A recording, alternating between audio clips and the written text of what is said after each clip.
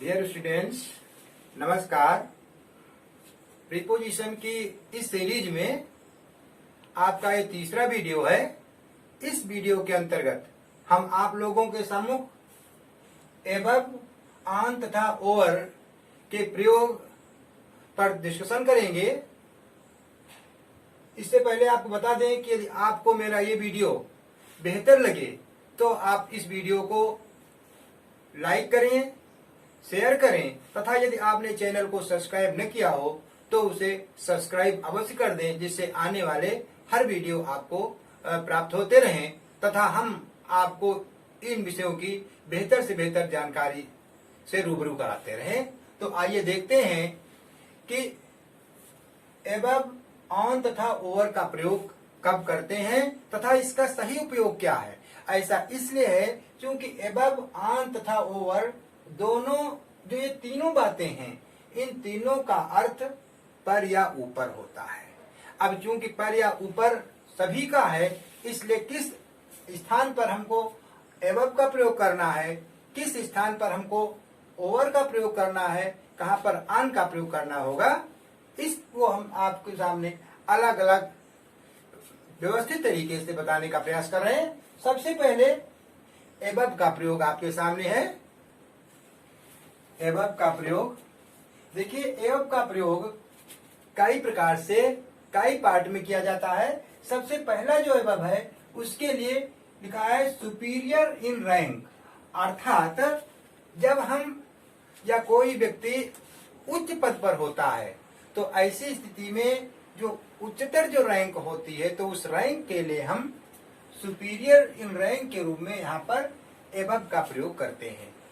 For example, यदि हम कह दें कि हमारा जो इंडिया का जो प्रेसिडेंट है, प्रेसिडेंट कहीं प्राइम मिनिस्टर से ऊंचा होता है, श्रेष्ठ होता है, तो इस कंडीशन में यहाँ पर हम कहेंगे the president is above the prime minister, अर्थात राष्ट्रपति प्रधानमंत्री से ऊंचा है, उच्चतर है। यहाँ पर क्या कंडीशन है? सुपीरियर इन रैंक, श्रेष्ठ है। दूसरा एग्जाम्पल एक आपके सामने पुनः है, the major is above the captain in the army.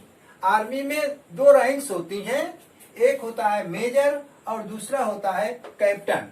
दोनों ही अधिकारी रैंक हैं, लेकिन मेजर की जो पोस्ट होती है वह इस कैप्टन से ऊंची होती है, ये सुपीरियर होता है, इसीलिए यहाँ पर यूज किया जाएगा the major is above the captain in the army. दूसरा आपका आता है कमिंग अर्लियर। कमिंग अर्लियर अर्थात पहले आने के संदर्भ में, पहला होना या सबसे पहले आने पर हम वहां पर एबव का प्रयोग करते हैं। Example, his name is above my name in the list, अर्थात उसका नाम लिस्ट में हमारे नाम से पहले है। Suppose any person, any two persons are selected in any post, the person who will be selected in first, in that condition we should have to write above, अर्थात his name is above my name in the list। दूसरी, अब तीसरा आपका जो होता है वो होता है टू इंडिकेट हायर देन या एट अ हायर पॉइंट। इसकी का मतलब है ऊंचा के अर्थ में। ऊंचे का मतलब है, मान लीजिए ऊंचे की दो कंडीशंस होती है, एक तो कोई चीज ठीक हमारे ऊपर लंबवत होती है अर्थात हॉरिजॉन्टल होती है, दूसरी कंडीशन होती है जो हमारे ठीक ऊंचे नहीं होती है, तो यहाँ पर ऊंचा होने की स्थिति में लेकिन वो लंबवत नहीं होगा। जैसे for example, the kites are flying above the tree, पतंगे पेड़ के ऊपर उड़ रही हैं। अब यहाँ पर जो पतंगे होती हैं तो हम जानते हैं ठीक हमारे सर के ऊपर नहीं होती हैं, हम उड़ाते तो यहाँ है लेकिन वो लंबवत न होकर के कहीं दूरी पर पेड़ से उड़ती हैं, इसीलिए ऐसी कंडीशन में हम एबव का प्रयोग करते हैं। सेकेंड एग्जाम्पल है the sun rose above the horizon. Horizon का मतलब होता है क्षितिज, अर्थात सूर्य क्षितिज से ऊपर निकला, उदय हुआ। हम जानते हैं कि सूर्य कभी ठीक हमारे सर के ऊपर नहीं निकलता है, इसके निकलने में कोई न कोई एंगल बना होता है, अर्थात ये हमारा ठीक लंबवत नहीं होता है। इसलिए द सन रोज की कंडीशन में भी हम एबव का प्रयोग करते हैं।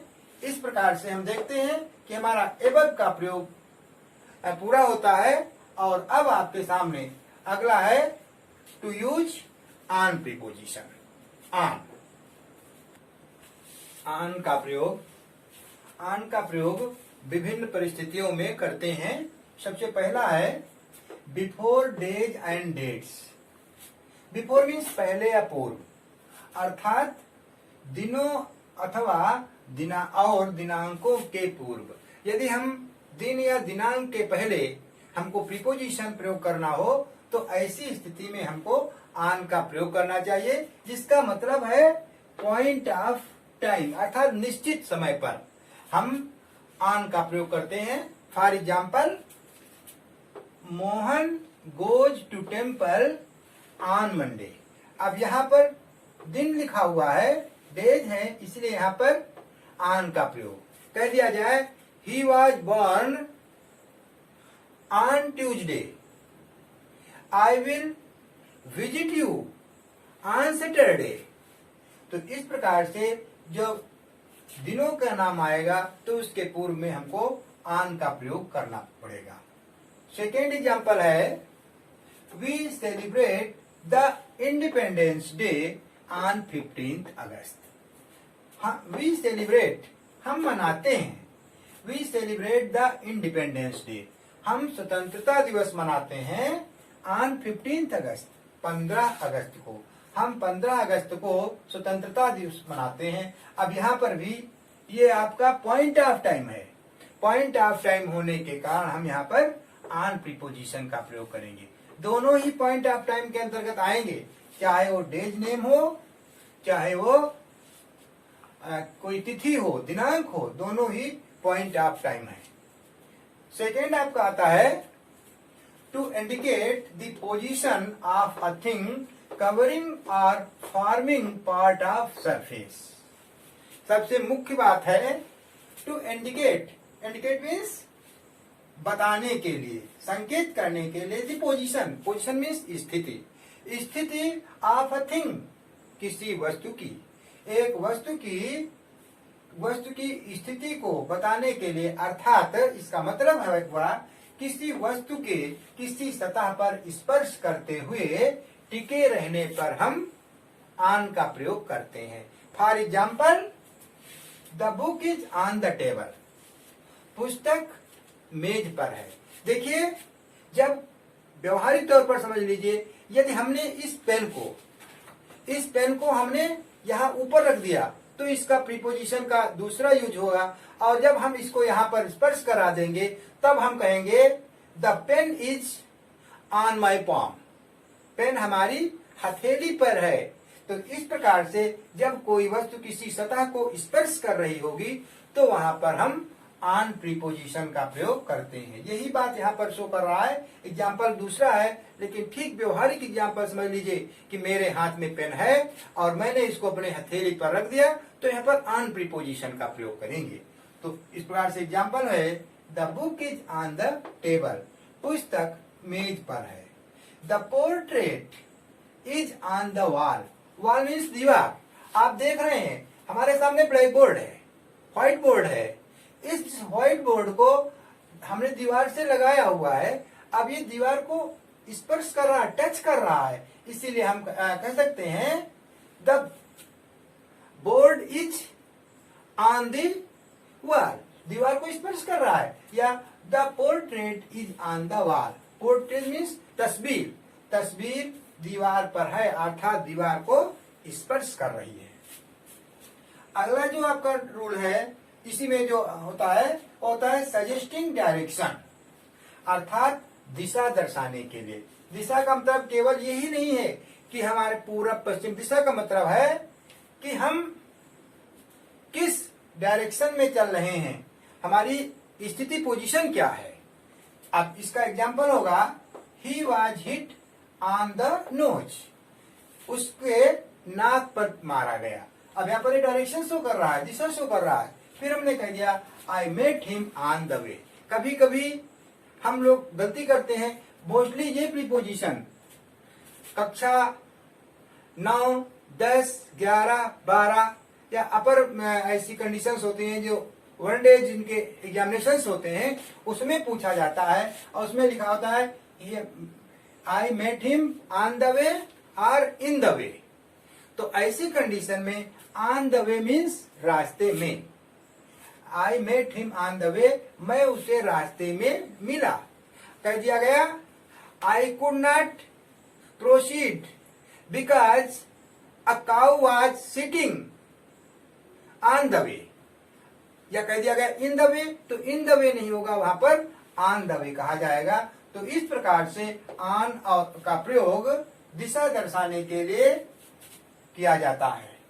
और अपना अंतिम जो होता है ऑन का प्रयोग वो होता है इंडिकेटिंग एंगेजमेंट, अर्थात विभिन्न कार्यों अवसरों या दिनों में कार्य में लगे होने पर ऑन प्रीपोजिशन का प्रयोग किया जाता है।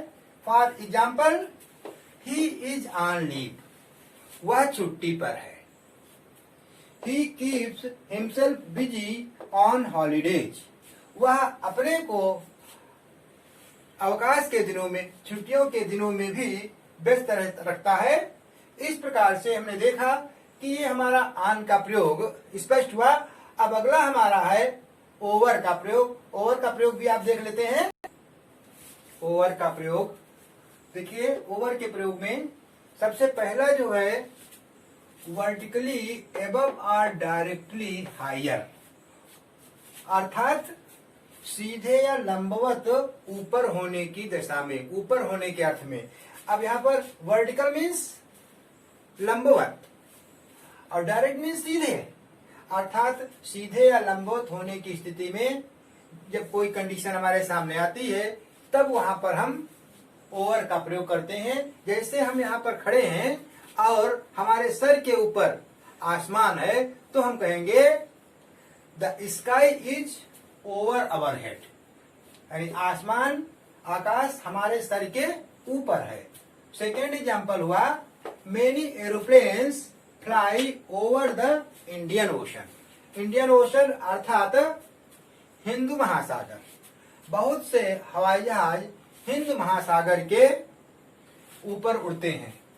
नंबर 2 आपका है from one side to the other. One side अर्थात एक तरफ से, एक छोर से दूसरे तरफ की ओर को, अर्थात एक छोर से दूसरे छोर तक आर पार जाने के संबंध में जब कंडीशन हमारे सामने आती है तो ऐसी स्थिति में हम भी उसमें भी ओवर का प्रयोग करते हैं। For example there was a bridge over this river, अर्थात इस नदी के ऊपर एक पुल था।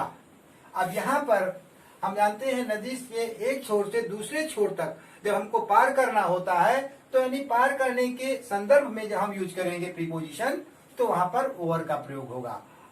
There was a bridge over this river.